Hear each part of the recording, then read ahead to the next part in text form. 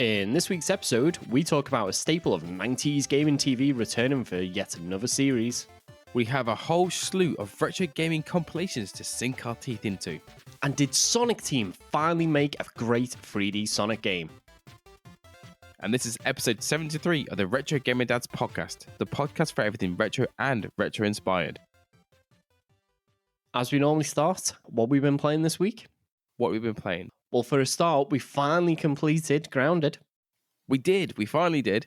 It was still pretty difficult, if I'm honest. That last battle, just trying to defend those points, it did get close, not gonna lie, but we managed to do it finally. Yes, at like 3 o'clock in the morning. I am surprised no spiders came at the end. I was expecting a wave of just Black Widows. No, that would have been terrifying. Please no. Yeah, so honestly, that's finally done.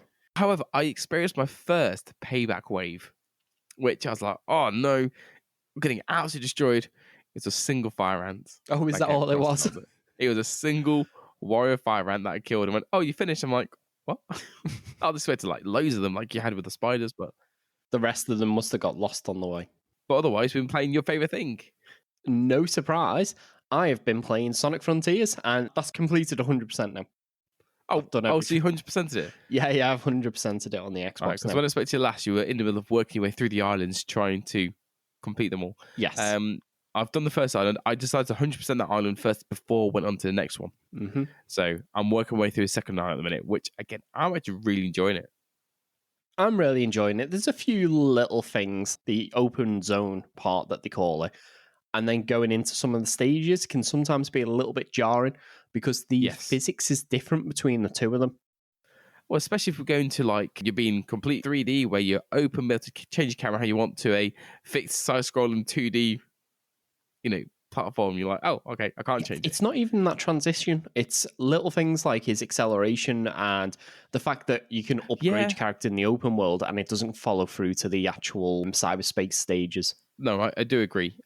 Also I find frustrating is you load in and the timer starts before you can even start taking control of the character. Yeah, but don't forget your time limit probably takes that into account. Well, no, but it's just me. Do you know what? That second stage was the hardest one to do the time limit on out of all of them. Was it? Well, at least I've done that now, so I know the rest shouldn't be as hard as that one. Yeah. I would have liked to see a little bit more variety in the cyberspace stages, though, because I think there's only 4 actual stages, and then there's different layouts of those stages. Yeah, because there's Green Hill Zone, City, Chemical Plant Zone, sort of and Sky place. Sanctuary. But I did enjoy them. One thing that I didn't quite like, though, is maybe because my eyes took a minute to adjust, was when you was in the open world at times, especially when you first start playing it, the way that it was all like glitching across the screen. Oh yeah, when you first start, it's got like a bit of digital corruption, isn't it? Like filtered over. Because I wear glasses, I'm like, flip it, is there something wrong with, are they dirty? I'm like, no, it's just the TV. Yeah, dirt go cause like digital artifacts on your glasses. No, but I was looking at them, I was like getting a bit trippy looking at it. I enjoyed it. I feel like it was a bit of a soft reboot for the series. I won't spoil anything. Although the last boss, that got quite hairy at some parts, as you heard as I was talking to you. Well, you said you'd fought it. You're like, I wasn't too bad. And you went back to fight him again. You're like, hang on a second. He's changed. Yeah, I won't spoil anything. But it was fun. I enjoyed it. Playing as Super Sonic, especially the first boss, I was like, oh my God, this is how Super Sonic is supposed to feel as being a boss. Like, I was just levering this enemy and then it like swings round, dead dramatic, and I just like catch its hand. I'm like, nah, this ain't gonna work out for you, bud. Yeah, he just kind of like deflected it off and then carried on going. Yeah. Yeah, he didn't care, No. Or if you did get hit by the boss, you just went, ha, stuff you, and came back into side, again, laying into him. Yeah. So you felt it's probably the best powerful Super Sonic boss fight that I've ever done. What, just playing Super Sonic in this game in general? Yeah, it's a shame that unfortunately you can't play him in the open zone part. And it's a bit of a trope. At the end of the game, you get all your 7 Chaos Emeralds, you turn into Super Sonic, and you have like a boss fight as Super Sonic. This is probably the best boss fight as Super Sonic that I've ever played. All right. It's not a case of like, oh, you're invincible, you get hit, you just get knocked back. It's you feel powerful. which is the thing that really got me. It's fun. Again, in this game, playing this, Sonic, nothing phases him at all. He's there, go around, he's a stranger world. He goes, stuff it. I'm just going to run around.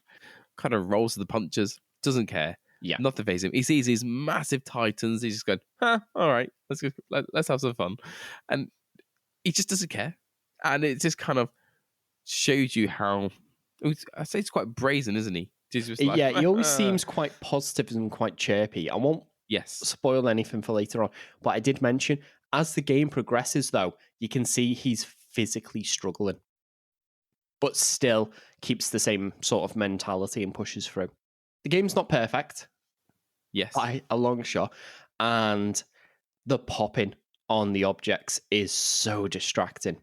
When you're running along and like a platform will just pop up in the sky out of nowhere, it doesn't even fade in. The render distance just goes, hang on a second, there should be a railing here. Here you go. Yeah, it's a bit weird because I can see a structure a mile or two away in the distance, and it's got all this detail, it's got shadows, it looks really good, and yet I'll step forward and a crate will suddenly just pop into existence from out of nowhere. No, the amount of times I'm looking around trying to see how to get to something on the map you want to get to. So you run around, you're like, how do I get there? You run closer, and then all of a sudden the platform just appears. You're like, okay, there's a platform to get to. Yeah, and exactly. Again, that's weird. It's not like there's a hard cut point and then it's just there. You could be stood underneath it, take a few steps forward, and it appears or something. Yes. It's not. It's very weird the way it pops in.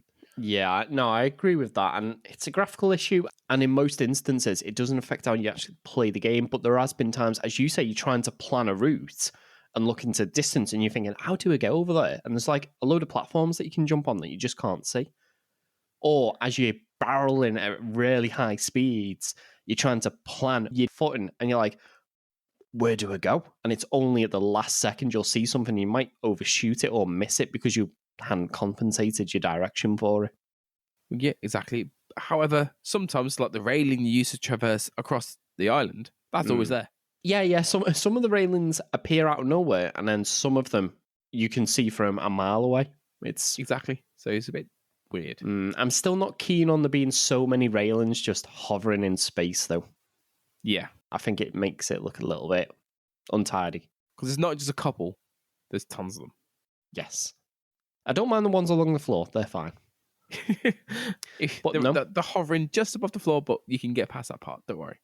No, I can, because they kind of fit into the environment a lot more. Yeah. But when they're just floating in space and there's nothing attached. Sorry, I say in space, it's not even in space like they're floating in outer space. They're just floating in the sky.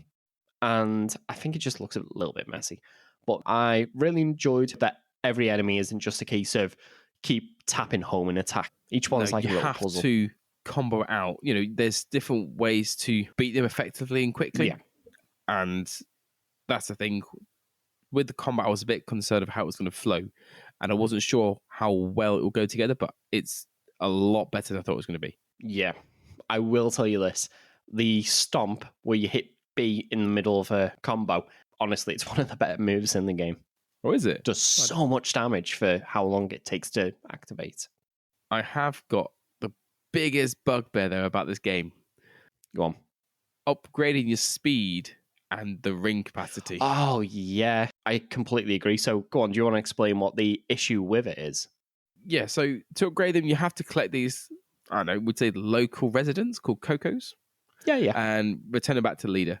And once you've done that, you can then start upgrading either speed or ring capacity. However, you can only do it at 1 point per time out of 99 points for each. Yeah. So Barry painstakingly did 99 points in his speed. And rings. And had... Oh, you didn't even... Oh, yeah, your rings as well now. Yeah. And obviously every single one, you have to talk to it, do it, talk to it, do it. Constantly. The thing is, there's like a delay in the menu as well, isn't there? Yes. Like a second or two before you can select again. Yeah, so it's... I'm not looking forward to... getting mine to full max like it wasn't too bad, but if they just give you an option to say, oh, you've got enough for 20 upgrades, do you want 20 upgrades in speed? Yeah, but the other character that upgrades your attack and defense does everything in one go? at once. Yeah, but just two stats in one go, doesn't it? You've got them. Let's boost them both up. Yeah, and it does So both stats in one go, doesn't it? You don't even have to talk to him exactly. twice. Nope. Yeah, So that's that's what I don't get about this. it was a bit frustrating. But overall, I love the game. I'm a bit sad that I've 100%ed it, although I am getting it again for Christmas, so I'll probably redo it then as well. Yeah, I definitely enjoyed it. And is this your first Sonic game you've completed? Oh, no, sorry, you've not completed it yet, have you? No, I've completed Sonic the Hedgehog and Sonic the Hedgehog. Sorry, Sonic Unleashed and Sonic the Hedgehog. I completed. Oh, Sonic Unleashed is the one with the werehog in it. Oh, is it? Oh, Yeah. there you go.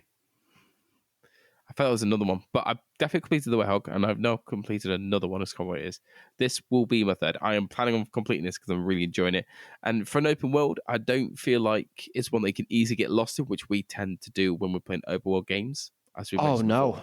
no. Honestly, I was like, oh, there's a marker on my map. And I went and done it. And then Starfall came, and I didn't know it reset some stuff. Yeah, So I'm not now I know not to make that mistake. yeah, you can 100% the game and not collect everything. I'm sure of it. As for the game itself, it's doing fairly well. Metacritic, I had a quick look. It was around about the mid-70s, depending on the version. The Switch version does look very rough, though. Does it? Yes. Like really low resolution, really muddy textures, barely any detail on things like trees, which is a bit of a shame. I mean, I guess they are trying to cram it into that little SD card.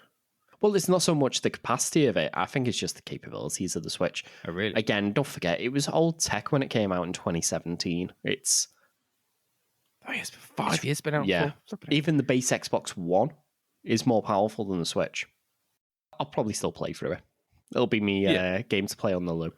Among all your other games you got to play on the Switch, but I have actually been playing on my Switch. I've been working my way through Langrisser 1 at the moment as well. So that's the other game that I've been playing recently.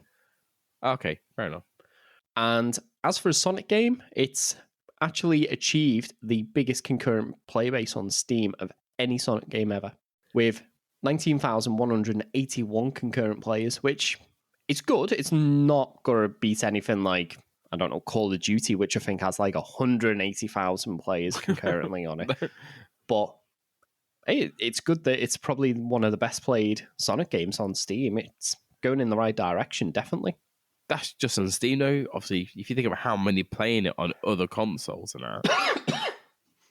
Yeah, and again, I think this is more of a console game more than a Steam game, if I'm honest. It's not yeah, definitely. Really but Sega are pushing a lot of the titles on Steam.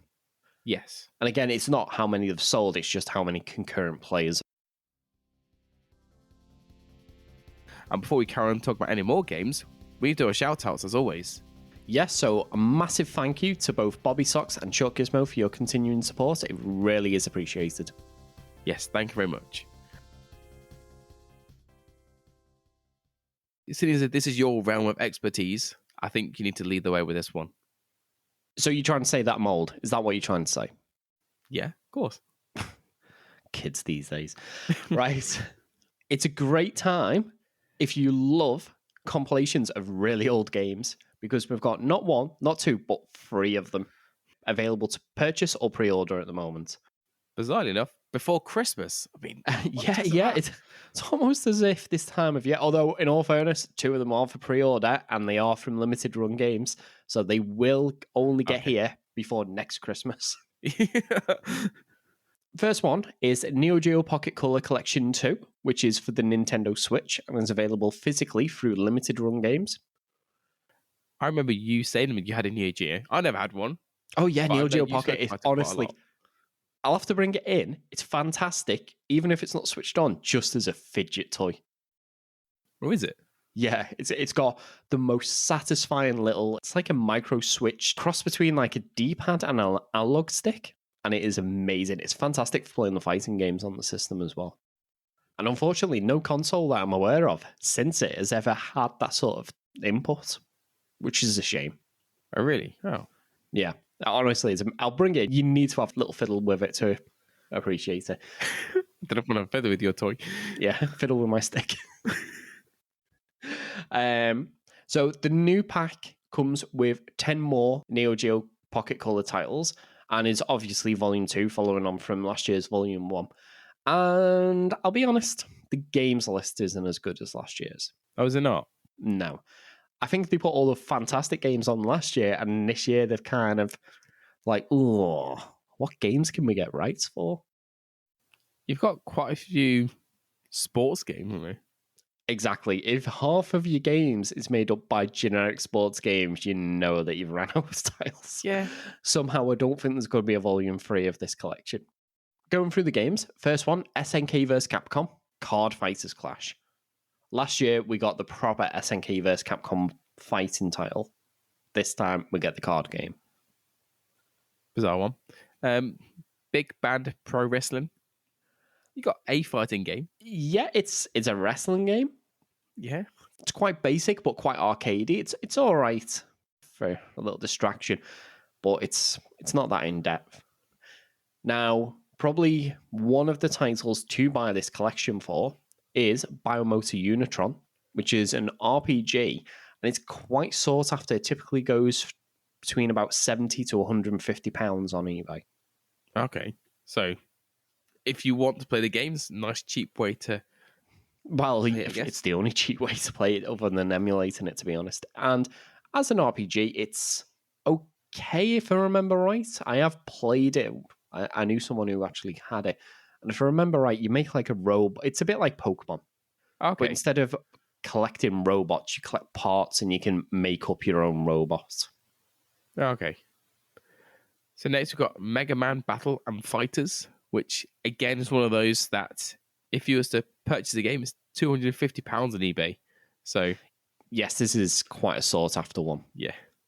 Is that in Japan only though? Yeah, so that's in Japanese only. Okay. So there's no English option to play that. Fortunately, it's a relatively basic game. That game is just a Mega Man boss rush, essentially. Puzzle Link 2. It's not a game I've played. I'm assuming it's a puzzle game. I'm guessing so. Ganbare Neo Pokikun. It's a bit of a weird name, if I'm honest. And that is a game with 30 mini games within it. Yes, and again, that's another Japanese language only game. Kind of guessing that won't really make a much difference with this one. Mm-hmm. King of Fighters Battle de Paradise, which is obviously a King of Fighters game, but mixed with like a board game. So think kind of like Mario Party or Sonic Shuffle. Again, not another game that I've played though. And yet again is another Japanese language only one. Now all these Japanese language ones do come with an English manual. Okay. So you won't be completely in the dark how to play it. So now to the generic sports ones, we've got Baseball Stars Color. Yep. Pocket Tennis Color. And Neo Geo Cup 98 Plus Color. Yeah, so I think these are just very basic arcadey sports titles. Now, anyone who's interested, you can actually pre-order this, and pre-orders run up until the 11th of December 2022. The standard version starts at $39.99 US, and you can even get a collector's edition that comes in an oversized but nice-looking Neo Geo Pocket Color style box that holds everything. So within that box, you get a steel book, a retrospective book, and a reversible poster. And all this comes out to $74.99. So it's a bit expensive, I think.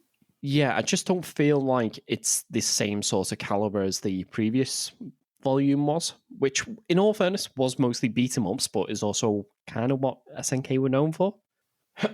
So last year, the majority of it was made up of beat-em-ups, with the headline one being SNK vs. Capcom Match of the Millennium, which is a fantastic handheld beat-em-up.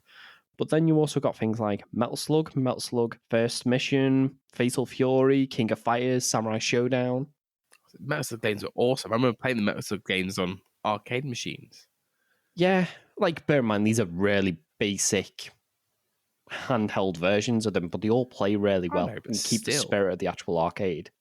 It's a less diverse selection of games. Basically, it's fighters, shooters, and a golf game. But I do feel like it's much better than what we get this time.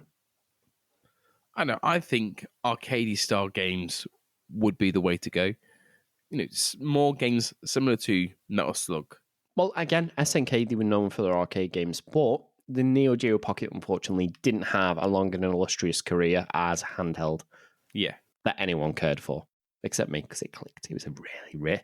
Honestly, I cannot understate how addictive it is just to click this little analog stick. I'm really sure I don't want to touch it now. Right, that'll be available for pre-orders. They are saying that this will take 4 to 6 months to ship after pre-orders close. And again, they close on the 11th of December. So 4 to 6 months, like Barry said, just before Christmas next year. Not only have Neo Geo decided to release a collection, we're going to be getting a collection from Konami now. So we're going to get some Konami Arcade Classics collection, again, from Limited Run Games. So, we'll be waiting a while for that one. And again, what do you think to list? After saying about the SNK Volume 1 being very lacking diversity, Yeah. this one is basically shooters plus Castlevania. Oh, no, you got Scramble. Shooter. Shooter. Yeah, no, you're right. Twin B. Overhead shooter. Okay. Nemesis / Gradius. Shooter. Salamander Life Force. Shooter. Typhoon Ajax. Top-down shooter. Oh, for fuck's sake. Haunted Castle. Castlevania. All right. Vulcan Venture Gradius 2. Shooter. And Thunder Cross. Top-down shooter. Oh, okay. So all but one game of shooters. Yeah, it's literally shooters, either side-scrolling or top-down shooters, plus an arcade version of Castlevania. Yeah. All right. Unless you're a fan of shooters. Yeah, if you're a fan of shooters, there's some decent shooters on here. There's some like Scramble, which is a very, very early shooter. I would say is probably more of a historical piece rather than something you might want to go out and play, because there's much better shooters included on here. And I'm always a fan of Twin B. It's probably one of the earliest, what people call cute-em-ups. I'm sorry, what's a cute 'em up? A cute-em-up? It's a very cute shoot-em-up. No. What? I can't think of one that you've played. Probably the most well-known one would be something like Cotton or Parodius. Nope. Nope.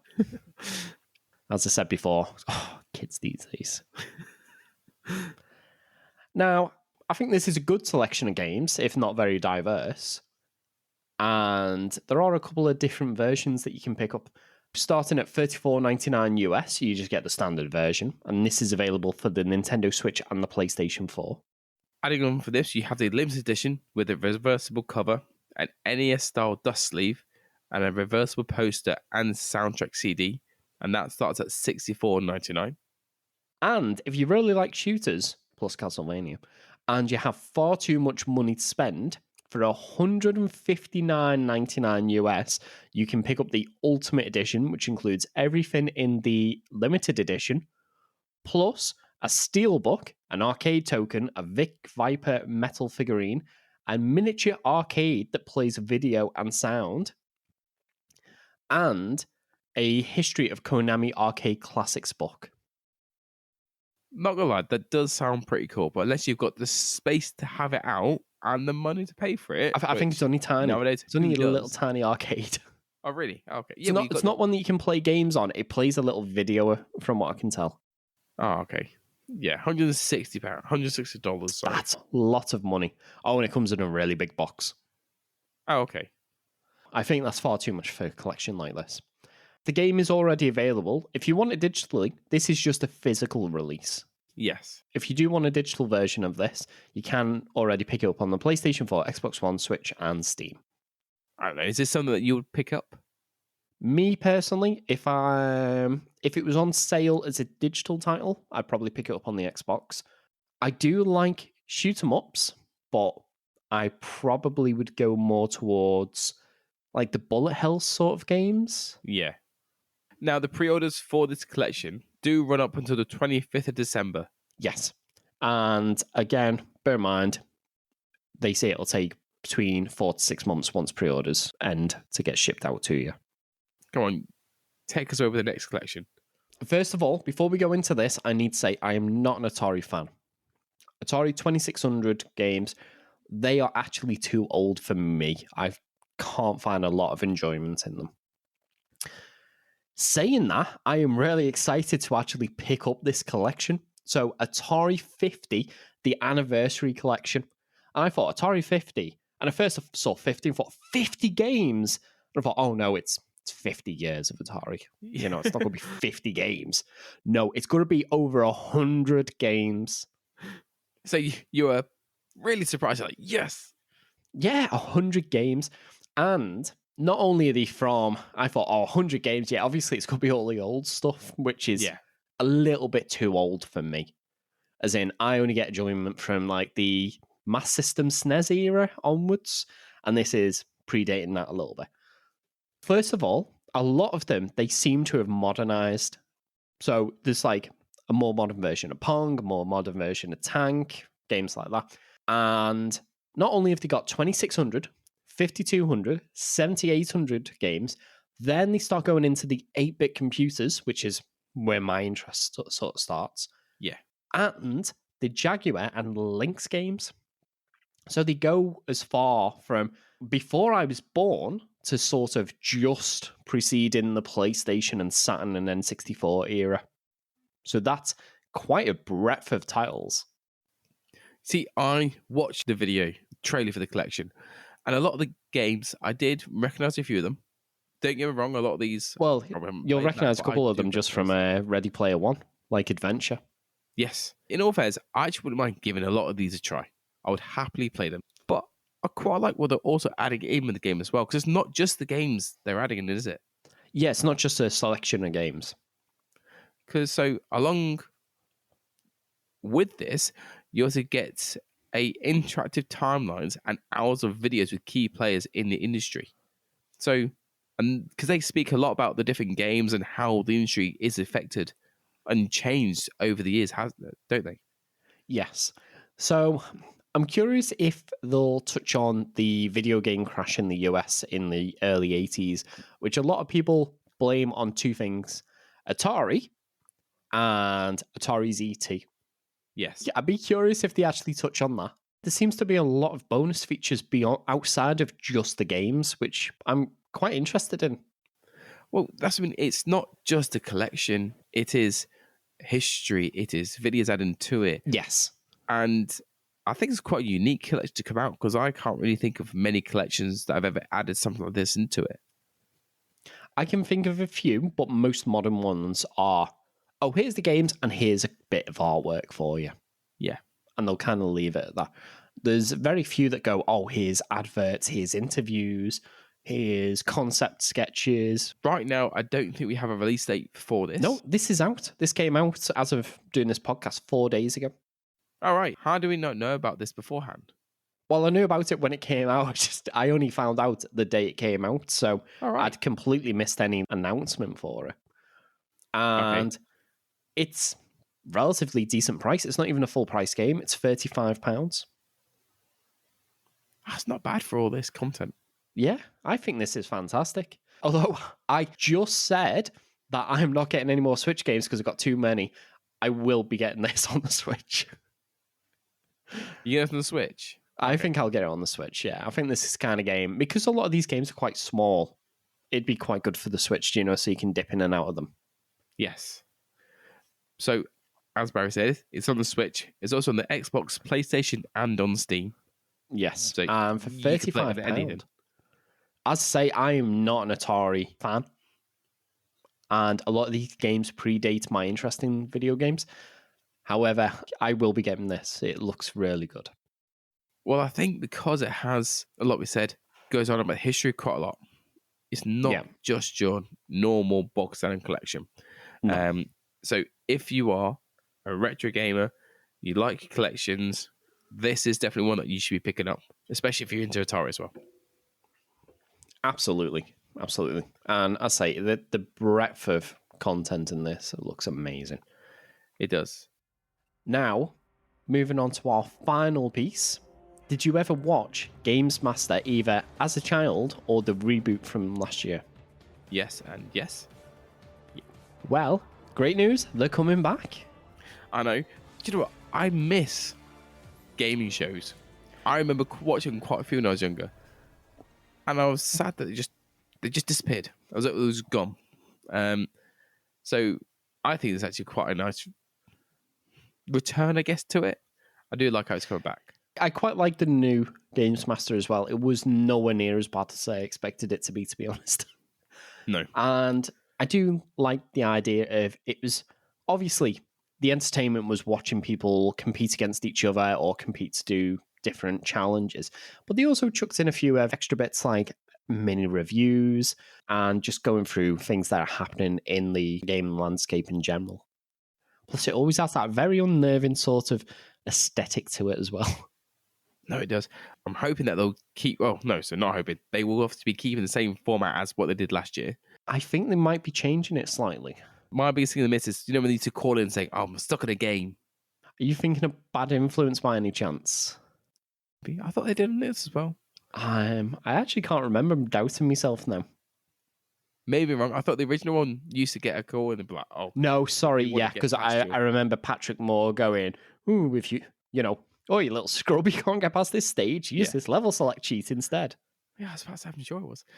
They were always like the most mundane things as well.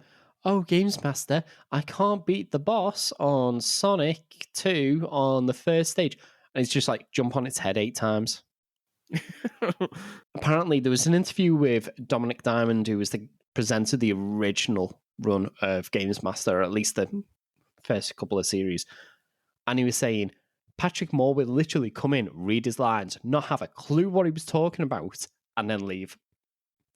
And I think on the new series, somehow, I don't think Sir Trevor McDonald is a hardcore gamer, and he gives the same sort of atmosphere and presence where he's like, yeah, I'm just getting paid to read these lines. I don't care. I don't know about these games. What are you on about? What's a Nintendo? Well, maybe obviously, I'm hoping they did that for that exact reason, just so they could get the same level. No, yeah, I'm pretty certain he'd done it for that reason, because he keeps the same sort of like presence that the old Games Master did. Oh, do this. I'm off. I also do like on the new series when they go into the abyss and they drop them down, and it's got like a really bad like green screen going, no, as they just spin down and land in the lava. Yeah, We're like, oh, it looks so bad, but it's so funny. Well, that's just what it was like, though. You think about the original sort of gaming shows like that. They had the same sort of feel, didn't they? Yeah, definitely. I'll be looking forward to it. I do think it's going to come to the E4 YouTube channel first, and I do think they're planning on focusing a bit more on like social media before it goes to just the traditional broadcast channels. Okay. One thing that does worry me is that they're making it to try and entice more new viewers across to the show as opposed to for older viewers. With that, I would hope they would sort of keep some of the same format as they used to do, but obviously make it relevant and a lot more current. Kind of mix. Have a mixture of both. Yeah, well, they done that with the miniseries from last year. You know, it was all newer games, but in the old format. And I don't know, I just hope they don't change the format massively, because I think they nailed it last year. I would wonder if they would. I can't remember if it was Game Masters or something else where there would be a point where they would have two people playing against each other on a game. Quite often in Games Master, they would. Yeah. Sometimes it'd be like challenges or, you know, who complete this stage in Mario the fastest. Yeah. And then there'd be somewhere bring something like that back in. PvP. Bring some of that back in. You know, let's have a race. You two race. Let's see who wins. That sort of thing. I quite like those sorts of parts of the show. I do like on the series they done last year, the first person to win one of the golden joysticks. You went, here's your golden joystick. You've won it. What are you going to do? You got to sell it on eBay? The guy's like, maybe. Well, the thing is, as he was getting presented with it, I was thinking, that's going on eBay. And then the presenter says it to him. Now that's also all people do. One thing I think would have been cool, though, is if they got Dominic Diamond back in some capacity. Because he's kind of iconic with Games Master. Whether or not he would want to come back, that's the only issue. Possibly. Happily. I reckon they may have actually approached him. Approached him before. Yeah, I think maybe approached him before and he just went, nah, I've done my time. Yeah, maybe. This should be returning in 2023. Currently, they've not confirmed who will be returning, such as the presenters or the. I'm sure the Games Master will be there, or whether Yes. it'll be Trevor The same McDonald one or again, I'm different. unsure. There we go. That's how we could get Dominic Diamond back. He could have ascended from the lowly host up to the godlike Games Master. There's an idea. I'm sure they'll have thought of that, though. Maybe. Would he suit it? I don't know. He was very sarky, so I actually think, yes, he would. He might put a little bit more personality into the Games Master, but it'd still be quite bitchy. Blunt. As we said when this series started again last year, all we need now is bad influence to return. I don't know. I want more game-related TV shows again. I miss them. Yeah. We should have a look at this thing called YouTube. There's plenty of them on there. Oh, yeah. It's not the same. I don't want to be on TV. Shocking that most of the content on YouTube is probably better produced than what these were, and is done sometimes by a single individual. The talent's on people, eh? Yeah. Right, well, we didn't have an awful lot to talk about, but I think there was quite a bit in what we did have to talk about this episode. Definitely. And definitely a lot of retro-related stuff as well, which is nice. Yeah, which is a change. This is the end of the episode. If you'd like to find out about anything mentioned in this episode, please visit the show notes. We've been the Retro Gaming Dads, and we'll see you next time.